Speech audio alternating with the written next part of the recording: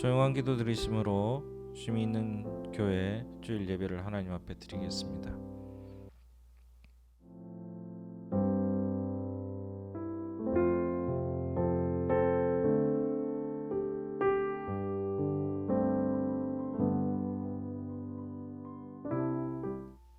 신앙 고백하시겠습니다. 전능하사 천지를 만드신 하나님 아버지를 내가 믿사오며 그 외아들 우리 주 예수 그리스도를 믿사오니 이는 성령으로 잉태하사 동정녀 마리아에게 나시고 본디오 빌라도에게 고난을 받으사 십자가에 못 박혀 죽으시고 장사한 지 사흘 만에 죽은 자 가운데서 다시 살아나시며 하늘에 오르사 전능하신 하나님 우편에 앉아 계시다가 저리로서 산 자와 죽은 자를 심판하러 오시리라. 성령을 믿사오며 거룩한 공예와 성도와 서로 교통하는 것과 죄를 사하여 주시는 것과 몸이 다시 사는 것과 영원히 사는 것을 믿사옵나이다. 아멘.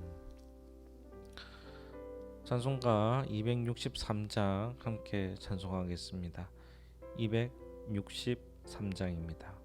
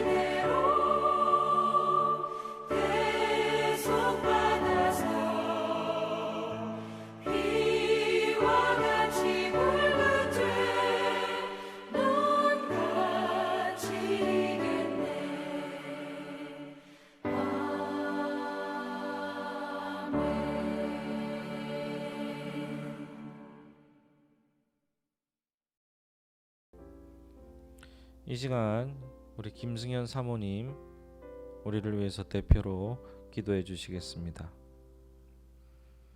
주님, 온라인으로나마 함께 예배하게 하심 감사드립니다. 코로나 상황이 1년 반 이상 지속되면서 처음에는 공포와 두려움, 슬픔이 가득했지만 세계 각국에서 백신이 개발되고 접종이 늘어나면서 곧 끝날이라는 희망을 꿈꿔봤습니다. 하지만 새로운 변이가 계속해서 나오더니 심지어 지난 한 달여간은 매일 1,000명이 넘는 확진자가 쏟아져 나오는 상황에 이르렀습니다. 기대를 했기에 실망도 크고 또 너무 길어지는 상황에 익숙해져 아무렇지도 않게 코로나 이전처럼 일상을 즐기는 모습도 곳곳에서 보고 있습니다. 주님, 인간인 저희는 알지도 못하고 알 수도 없지만 지금 이 상황 또한 주님의 계획하심이 있기에 저희에게 주어진 거라 생각합니다. 이럴 때 저희들 불평불만보다는 기도하며 인내하게 도와주시옵소서. 오늘은 8월의 첫날입니다. 오랜 무더위와 함께 시작하는 날이지만 이 하루를 허락하신 주님께 감사로 8월 한 달을 시작하게 인도해 주시옵소서. 지금 일본에서는 전 세계 많은 선수들이 모여 코로나로 1년 미뤄진 올림픽 경기 중에 있습니다.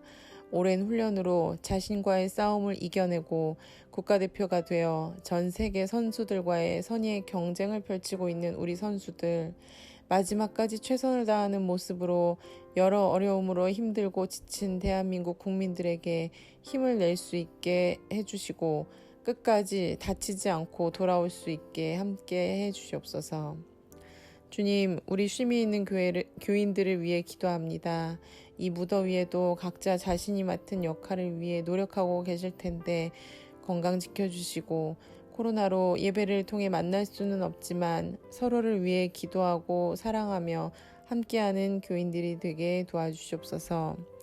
오늘도 살아계셔서 저희를 먹이시고 입히시고 부족한 것들 채우시는 주님께 감사드리며 예수님 이름으로 기도하였습니다.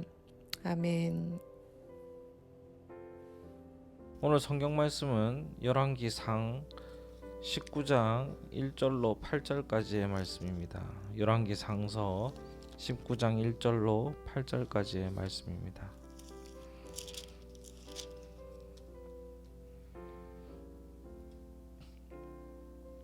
엘리야의 이야기죠. 엘리야의 이야기입니다.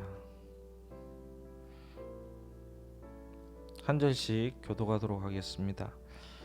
아합이 엘리야가 행한 모든 일과 그가 어떻게 모든 선지자를 칼로 죽였는지를 이세벨에게 말하니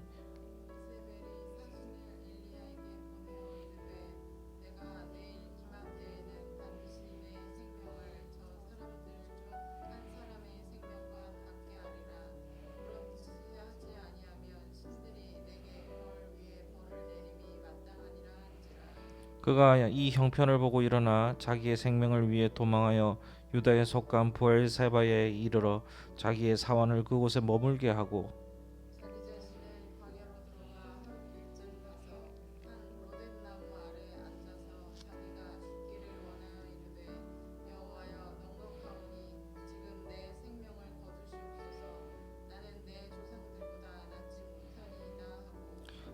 로뎀나무 아래 누워 자더니 천사가 그를 어루만지며 그에게 이르되 일어나서 먹으라 하는지라.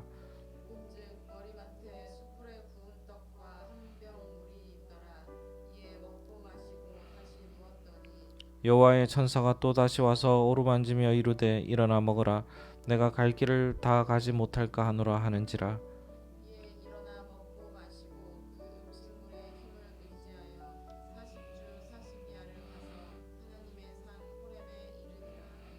아멘. 참 보고 싶은 우리 교회 식구 여러분 잘 지내고 계십니까? 어려운 시간을 모두가 보내고 있습니다. 코로나 상황도 엄청난 무더위도 그리고 여러 가지 개인적인 일들로 힘든 시간을 보내고 계시는 분들도 있으시리라고 생각이 됩니다. 하지만 우리 하나님 부여잡고 힘내서 살아가시는 여러분들 되시기를 부탁드리겠습니다. 몇 년 전에 기독교 타임즈라는 그 감리교 언론 매체에 제가 글을 하나 기고한 적이 있습니다. 우연하게 자료들을 검색하다가 찾아서 읽다 보니까 다시금 은혜가 되어서 말씀을 함께 좀 나누어 보려고 합니다. 제목은 이제 블루 마운틴에 대한 소고라는 제목이었는데, 제가 거창에서 부목사로 있을 때 얘기입니다. 우리 아이들은 조금 한해가지고 그때 이제 겨우 걸어 다니고 막 이랬을 때라고 생각이 되는데, 되게 오래된 일 같은데 또 생각해 보니까 엊그제 일 같기도 합니다. 사실은 제가 몇 년 전도 아니죠. 여기 오기 전까지만 해도 커피를 잘 못 마시는 사람이었습니다. 먹으면 심장이 뛰고 잠을 이루지 못하는 것이 좀 이유죠. 카페인에 약한 것 같아요. 그런데 지금은 요즘에 코로나라서 좀 안 하지만 처음에 여기 와서 커피를 볶고 카페 교회를 운영하고 있으니까 좀 어색한 노릇이기는 합니다. 그 당시에 거창에 있던 교회에서 부목사로 있을 때 일어났던 일이 하나 있는데, 당시 담임 목사님이 커피에 일가견이 있으셨던 분이에요. 그래서 얼마나 좋아하는지, 뭐 제가 가기만 하면 그 핸드 드립을 주로 하셨는데, 그 가는 기계 있지 않습니까? 직접 기억나는지 모르겠지만 그 후라이팬으로 볶았어요. 커피를 달달달달해서 후라이팬으로 이렇게 볶아가지고 이렇게 해서 교인들 나눠주고 저도 주고, 하여튼 그게 낙이었던 분 중에 한 분입니다. 근데 사건이 하나 일어납니다. 뭐 대단한 사건은 아니지만 너무 재밌는 사건이 하나 일어나는데, 그때가 언제냐면 교회 김장을 했던 날이에요. 김장해서 여성교회 다 모여가지고 김장했던 그때인데, 담임 목사님이 너무 수고했다고 커피 중에 제일 비싼 커피가 뭔지 아세요? 그 중에 하나가 사양 커피도 비싸죠. 근데 오늘 제목이 얘기했잖아. 블루 마운틴이라고. 블루 마운틴이라는 커피예요. 이 커피가 한 잔에 호텔 같은 데 가서 보면 3만 원, 뭐 4만 원 그렇게 하는 것으로 알고 있을 만큼 비싼 커피입니다. 근데 그 커피를 직접 어디서 구해 오셔가지고 그 프라이팬에 볶아서 정말 힘든 김장을 마친 여성교회 회원들에게 나눠주겠다고 이제 갖고 오셨죠. 근데 이 블루마운틴 커피가 너무 비싸잖아요. 다 주기에는 양이 작은 거야. 그래서 다른 그냥 일반적인 예가체프 커피 한 통, 좀 큰 통에다가 가져오고, 블루마운틴은 조금 내려가지고 맛만 볼 수 있게끔 두 통을 가져왔던 거예요. 그런데 이제 그 당시에 여성교회 회원들이 블루마운틴 커피를 담임 목사님께서 내려왔다라는 얘기를 들으니까 조금씩 맛보다 보니까 금방 다 없어졌습니다. 먹으면서 와 좋네 이러면서 먹었어요. 그리고 남아있는 예가체프를 먹고 있었던 그런 순간에 집사님 한 분이 계셨는데, 이 집사님이 막 뛰어 들어오는 거예요. 일 끝나고 막 뛰어 들어와가지고 블루마운틴 커피가 있다면서 이러면서 막 들어온 거예요. 들어와서 블루 마운틴 커피는 다 먹었잖아요. 그 예가체프 있는 그 커피통을 막 열더니 부어가지고 벌컥벌컥 마십니다. 그리고 하는 얘기가 와 블루 마운틴 다르네 이러더니 갑자기 전화를 해요. 싫어합니다. 싫어해요. 갑자기 전화를 해서 누구한테 전화하는지 모르겠는데 친구분한테 전화를 한 것 같아요. 야 우리 목사님이 블루 마운틴 커피를 해줬는데 역시 맛이 다르다. 역시 맛이 다르다. 이런 얘기를 하면서 그 커피를 먹는 거예요. 주위에 있던 사람들은 저를 비롯해서 다 당황스러워가지고 말도 못하고 있다가 그 전화하는 순간에 그 웃음이 빵 터졌죠. 그렇게 얘기하면서 지나갔던 그런 기억이 납니다. 그 집사님에게 담임 목사님이 보다가 좀 안타까웠는지 조금 본인이 드시려고 남겨놨던 그 커피를 좀 따라서 주면서 그 집사님 이게 블루 마운틴이라고 드렸더니 집사님이 하는 말이 아깝게 더 맛있는데 라고 얘기를 하면서 지났던 그 기억이 납니다. 3계가 모두 마음이요 만법이 오직 인식이다. 마음밖에 따로 법이 없으니 어찌 달리 법을 구할 것인가. 3계 유신 만법유식 심해무법 호영별구라는 유명한 원효 대사의 그런 말이 있습니다. 이건 뭐냐면 원효 대사가 여러분 들어봤어요? 어디 유학을 중국 쪽으로 가다가 동굴에서 해골에 있는 썩은 물을 먹게 되죠. 밤에 근데 몰라요. 처음에 먹을 때는 물이 있어가지고 목말라서 빡빡 마셨는데 너무 맛있게 먹은 거예요. 시원하고. 근데 그 다음날 아침에 일어나 보니까 해골에 담긴 썩은 물이었던 거예요. 모르고 먹었는데 괜찮잖아요. 그러면서 이제 이분이 얘기하는 게 뭐냐면 모든 것이 내 마음에 달려 있는 것이다. 그래서 유학을 포기하고 다시 돌아와서 포기했다기보다는 안 가죠. 안 가고 결단해서 돌아와서 그 유명한 원효 대사가 됩니다. 블루마운틴을 얘기했던 그 집사님에게 그 가치는 이미 먹기 전부터 그 집사님의 마음속에서 결정되어 있었어요. 간장을 먹었어도 맛있었다 할 거야. 이미 맛있다라고 생각해서 왔기 때문이죠. 더할 나위 없이 만족했던 겁니다. 뭐 사실이야 다른 커피를 마셔서 좀 다르더라도 그분은 그렇게 생각했다라는 겁니다. 우리가 믿고 있는 이 기독교라는 종교에 블루마운틴 이상의 가치를 부여하고 살고 있는지 한번 물어보자라는 겁니다. 가치를 결정하는 것은 각자의 마음입니다. 문제는 무엇인가에 대해서 가치를 제대로 알 때 그 가치는 의미가 있겠지만, 여러분은 그런 말 들어봤죠? 돼지 목에 진주 먹거리. 돼지는 진주가 좋은지 나쁜지를 알지를 못합니다. 그러나 그 가치를 아는 사람에게는 귀한 물건임이 틀림이 없습니다. 돼지 먹거리는 돼지에게는 그냥 돌멩이에 불과한 것이죠. 돼지가 그 가치를 알게 될 때 귀한 물건이 되는 것이죠. 그래서 여러분 꽃을 볼 때도 그런 얘기 하잖아요. 너무 예쁜 꽃을 보지만 어떤 사람은 어떻게 얘기합니까? 모든 식물은 두 종류로 나누죠. 어떻게? 먹는 것과 못 먹는 것으로. 그렇게 보는 사람도 있는 겁니다. 가치는 사람마다 다르다라는 거예요. 아무리 고귀한 기독교라고 우리가 믿고 있지만 그 가치라고 할지라도 그것이 뭐 생명을 얘기하고 어쩌니 저쩌니 한다고 해도 그냥 우리가 그렇게 얘기한다고 하지만 다른 사람이 이 기독교의 가치를 모른다면 그냥 한낱 종교에 불과한 겁니다. 그죠? 그 가치를 알아야 되는 겁니다. 가치는 근데 무엇이 중요하냐면 증명하는 거예요. 내가 아무리 좋은 사람이다 얘기를 해도 다른 사람이 그것을 알아주지 못한다면 좋은 사람이 됩니까? 안 되잖아요. 좋은 사람이 되려면 어떻게 해요? 내가 좋은 일을 하고 좋은 상황에 처해 있고 좋은 사람으로 보여지게끔 내가 내 스스로의 가치를 증명해야 된다는 겁니다. 나는 여러분들 학생들도 그렇잖아요. 나 공부 열심히 할 거예요. 공부 잘할 거예요. 공부 뭐 열심히 해서 나 하고 싶은 거 할 거예요 라고 얘기하지만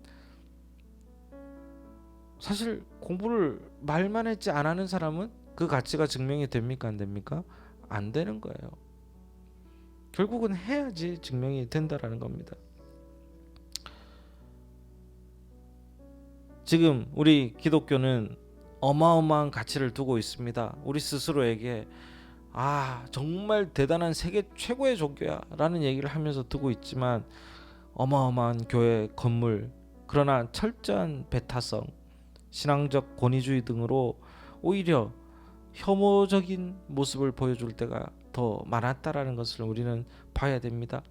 우리만이 옳다, 나만이 바로 정이다 라고 얘기하면서 하나님이 원하지도 않는 얘기들을 우리 스스로 해 나가면서 다른 사람에게 나쁜 이야기를 들을 때도 더 많았다라는 거예요. 희생과 사랑의 종교가 아니라 정죄와 오만의 종교가 되어 버렸다라는 것이죠.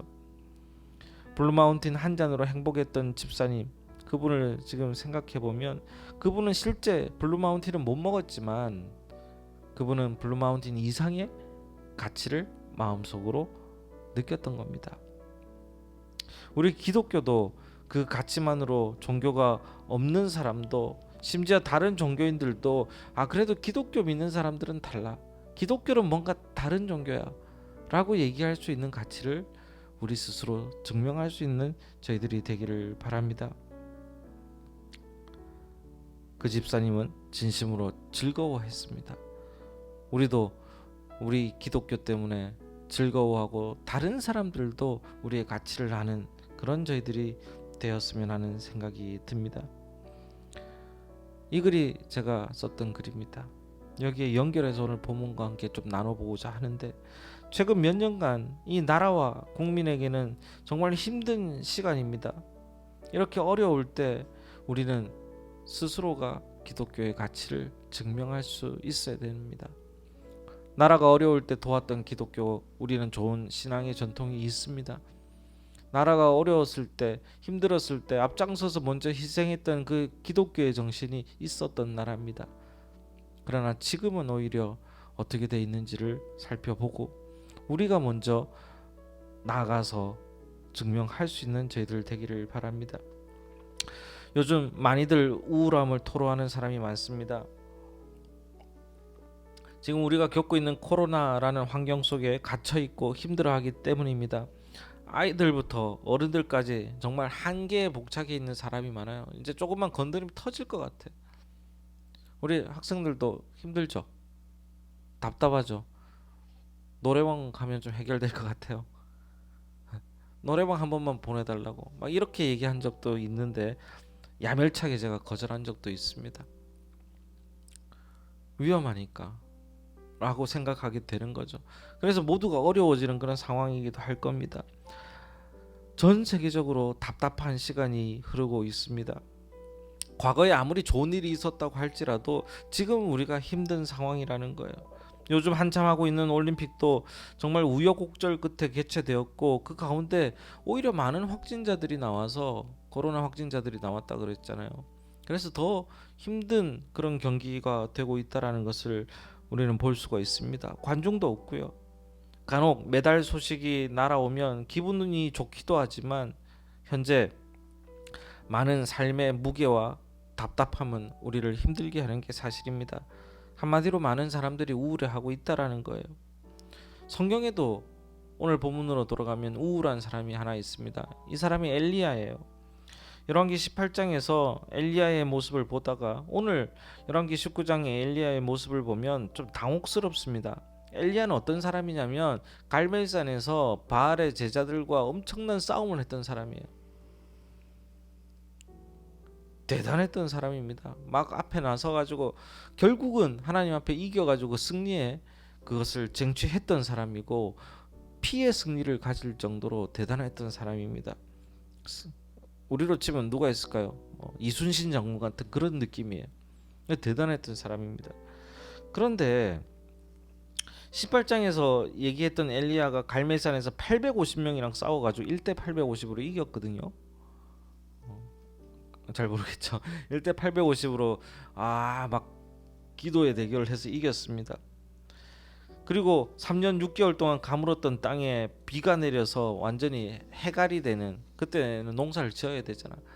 가뭄이 해갈되는 그런 일도 일어나게 했던 그런 엄청난 그런 사람이었는데, 오늘 19장에 보니까 이세벨이 여왕인데, 왕의 아내인데, 여왕이 아니죠. 뭐라고, 왕빙이라고 해야 되나요? 이 이세벨이 엘리야의 소식을 듣고 이 엘리야 가만두지 않겠다. 내가 죽여버리겠다. 라고 얘기합니다. 이스라엘의 여왕이에요. 왕의 아내입니다. 그렇게 얘기하니까 사실 많은 그 신앙인들은 어떻게 생각했냐면, 엘리야가 완전히 싸움도 잘하고 그랬잖아요.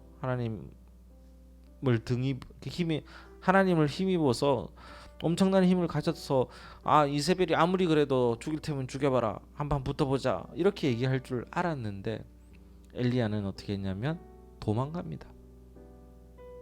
도망을 가요.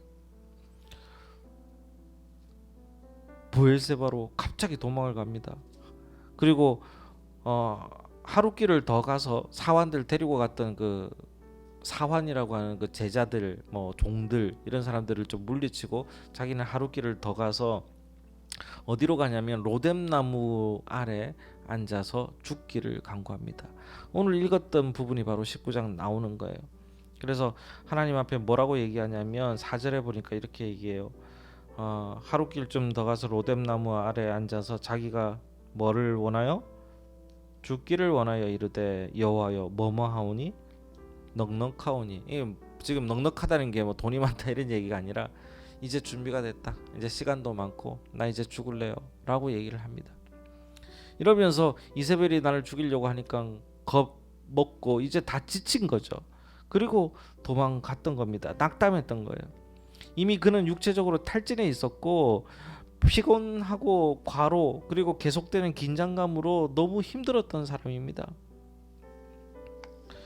그리고 하나님께서 또 어디로 가라고 그랬더니 사르밧 과부 이런 데 가가지고 또 도와줘야 돼. 진짜 힘든 집에 보내가지고 더 힘든 사람을 만나게 만들었어. 여러분 그런 적 있잖아요. 내가 힘들어 죽겠는데 누가 와서 나한테 또 힘들다 그러면 어때요? 그게 더 힘들어요. 그죠? 듣기 싫고 나도 힘든데 저 사람 얘기 들었기가 참 괴로울 때가 있습니다.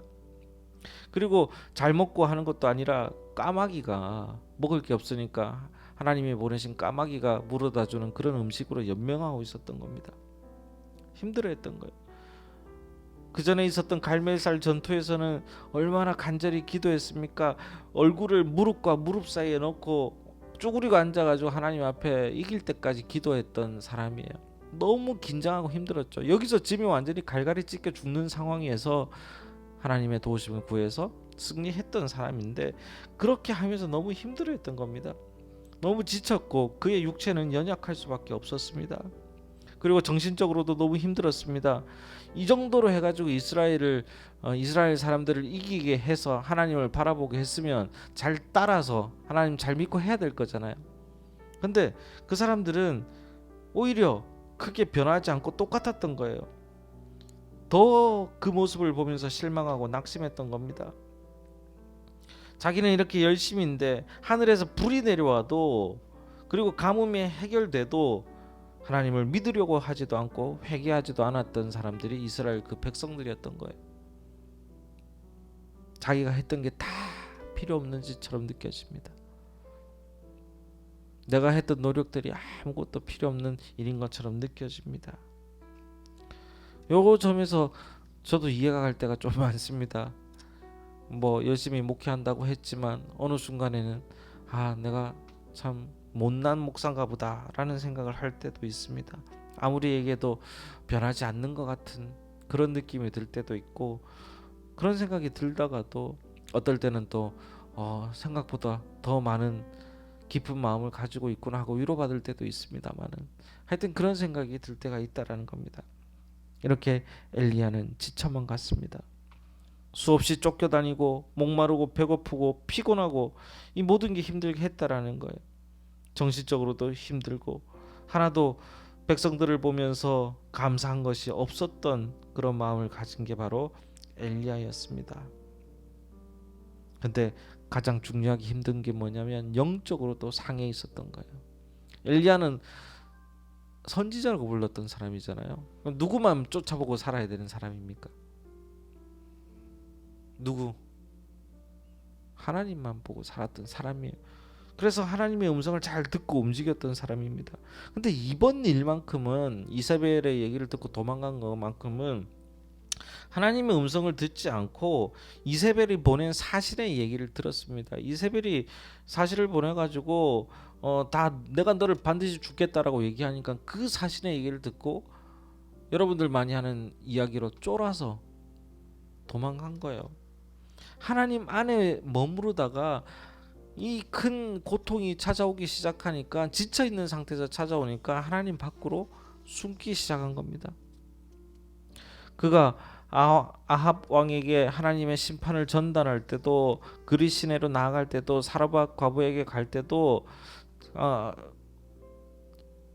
정말 긴장하고 힘들고 자신을 노출시키면서 생명의 위협을 당했을 때도 하나님 말씀에 따른 행동을 했었는데 이번만큼은 너무 지쳐 있었는지 정상적인 판단을 하지 못하고 하나님이 시킨 일이 아니라 그런 다른 길로 걸어갔다라는 거예요. 19장 3절에 보니까 뭐라고 얘기합니까? 사신이 와서 얘기하니까 그가 이 형편, 이 이야기를 듣고 일어나 자기의 생명을 위해 뭐하여? 도망하여. 자기가 판단해서 도망갔다라는 겁니다. 인간의 나약한 모습을 보게 되는 것이죠. 이 모습은 우리에게 정말 많이 찾아볼 수가 있습니다. 나약하고 속된 말로 찌질한 모습이죠. 그러나 오늘 우리가 봐야 할 것은 하나님의 모습이에요. 하나님은 이런 엘리야를 찾아오셔서 치유하십니다. 엘리야를 만져주시고 그의 이야기를 들어주시고 또 하나님의 이야기를 들려주시면서 그를 위로하고 치유하고 회복하게 해주시는 분이 바로 하나님이셨던 거죠. 그 나를 이제 죽게 하소서 했던 이 엘리야에게 천사를 통해서 먹을 것을 주시고 먹게 해줘요. 6절 볼까요? 뭐라고 합니까? 5절에 보니까 노뱀나무 아래 죽겠다 이러고 하면서 누워 잤는데 천사가 어루만지면서 그에게 이르되 일어나서 뭐하라? 먹으라. 6절에 보니까 그래서 보니까 머리맡에 뭐가 있더라? 숯불에 구운 떡 그리고 한 병 물이 있더라. 먹게 해주십니다. 엘리야 이야기를 먼저 들어주시고 또 어떻게 해라는 얘기도 나눠주시는 것이죠. 사랑하는 우리 심히 있는 교회 성도 여러분, 엘리야를 어루만져 주신 그 주님이 지금도 우리와 함께 하셔서 우리의 마음을 어루만져 주고 계시다는 것을 우리는 알아야 한다는 거예요. 그것을 경험하는 것이, 그것을 우리의 삶의 경험으로 가지는 것이 우리에게 있어서는 중요하다라는 겁니다. 기독교의 가치는 바로 여기에 있습니다. 그 이름만으로 증명되는 가치가 우리가 하는 경험으로 증명되어야 하는 것입니다. 힘드십니까? 괴로우십니까? 우울하십니까? 엘리야에게 물으셨던 하나님께서 오늘 우리에게도 이렇게 물으십니다. 네가 어찌하여 여기 있느냐? 왜 좌절하고 있느냐? 왜 낙심하고 있느냐? 지금 우리 하나님께서 나를 어루만져 주셔서 치유해 주시고 우리에게 세밀한 음성으로 우리의 길을 인도하시고 우리의 미래를 보여주심을 경험하는 우리 성도님들 되시기를 바랍니다. 그것만으로도 충분하게 기독교의 가치가 여러분을 통해서 증명되는 은혜의 한가운데 서 계시기를 주의 이름으로 축원합니다. 기도하겠습니다. 하나님, 우리가 힘들고 어려울 때 오히려 하나님 안에서 벗어나는 것을 살펴봅니다. 엘리야처럼 도망할 때도 있습니다. 그러나 하나님 한 잔 그 블루 마운틴에 그 가치를 새겼던 집사님처럼 우리가 하나님을 통한 이 기독교의 가치를 우리 마음속에 놓치지 않고 가져갈 수 있도록 주님 도와주시옵소서. 또한 하나님 이 가치가 우리를 통해서 증명되는 놀라운 일들이 일어나게 하여 주시옵소서. 어떤 중요한 일들을 행하고 기적을 행하는 것이 아니라 우리의 삶이 하나님을 통해서 완전히 나락으로 빠져드는 것이 아니라 결국은 승리해 나가는 삶을 살아갈 수 있는 것이 증명되게 하여 주시옵소서. 비록 온라인으로 드리는 이 예배지만 하나님 우리 성도님들 한 사람 한 사람의 마음을 붙잡아 주시고 하나님 말씀 안에서 있도록 도와주시옵소서. 힘들고 어려운 상황에 있는 사람들이 있다면 하나님이 보내신 엘리야에게 보내신 그 천사처럼 하나님 우리를 어루만져 주시고 들려주시고 들어주시는 주님이 함께 하심을 우리가 경험하게 하여 주시옵소서. 예수 그리스도 이름으로 기도합니다. 아멘.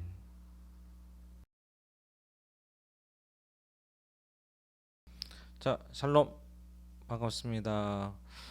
광고 말씀드리겠습니다. 이렇게 온라인 예배로 함께 예배드리게 하신 하나님께 감사와 영광을 드립니다. 코로나가 현재로서 많이 확진자도 많이 나오고 지금 힘든 상태인데 위에서 우리가 많이 기도하고 여러분 빨리 백신 많이 맞아서 하루속히 사태가 해결될 수 있도록 함께 도와주시고 기도해 주시기를 부탁드리겠습니다. 온라인 예배가 2주간 더 연장이 됐습니다. 그런데 이번에 연락이 왔습니다. 비대면 예배를 위해서 방송 인원밖에 참여할 수 없게끔 되어 있었는데 19명 이내로는 또 참석을 할 수 있게끔 그 요번에 판결을 받아서 바뀌었나 봐요. 그래서 예배를 모여서 드릴 수 있는 인원이 되긴 됩니다만은 어떻게 할지는 제가 따로 연락드려서 함께 의논하고 결정할 수 있도록 하겠습니다. 일단은 다음 주까지는 온라인으로 하는 방향으로 지금 생각하고 있는데, 그 이후에는 대면 예배를 할지 고민해서 말씀드릴 수 있도록 하겠습니다. 자, 그리고 우리 태율이가 수술을 지난주에 했어야 되는데 그때 열이 나가지고 못하게 됐습니다. 그래서 일단은 8월 5일 정도로 지금 잡혀 있는데 언제가 될지는 확실하진 않습니다만은 예정은 8월 5일로 되어 있습니다. 위에서 함께 기도해 주시고 하루속히 수술 잘 마치고 또 어려움 없이 살아갈 수 있도록 기도해 주시기를 부탁드리겠습니다. 그리고 우리 코로나 시간이기 때문에 못 보는 분들이 많은데 함께 또 기도해 주시고 바라볼 수 있도록 연락도 하고 해 주시기를 부탁드리겠습니다. 지금은 우리 구주 예수 그리스도의 무한하신 은혜와 하나님 아버지의 극진하신 사랑과 성령의 감화 감동하심이 오늘 하나님 이 기독교의 가치를 우리 마음 속에 새기고 돌아가는 우리 모든 성도님들의 마음 속에 지금부터 영원토록 함께 하시기를 간절히 축원하옵나이다. 아멘. 너무 외로운 세상 누구나 탄식하지만 나 그렇지 않아. 주님의 사랑 때문에 눈 뜨면 즐겁고 눈 감으면 너무 황홀해. 우리들은 작은 예수 나무 십자가의 꽃을 피우자.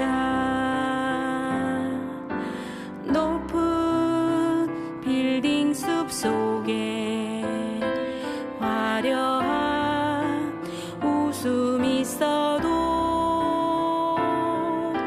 나 부럽지 않아. 맨발의 평화를 알지.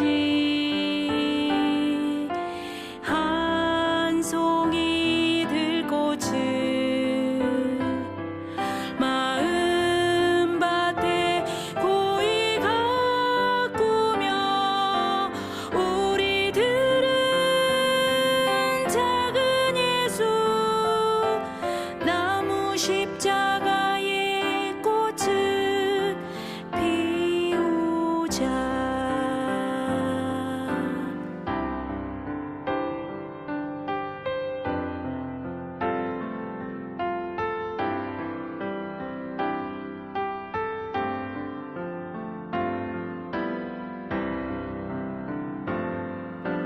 저 뜨거운 사랑 파도 쳐 오는 이 행복 나 감추지 못해. 온종일 눈물이 글썽. 이 기쁜 소식을 땅 끝까지 전해야만 해. 우리들은 작은 예수 나무 십자가의 꽃을 피우자. 눈 뜨면 즐겁고 눈 감으면 너무 황홀해. 우리들은 작은 예수 나무 십자가의 꽃을 피우자.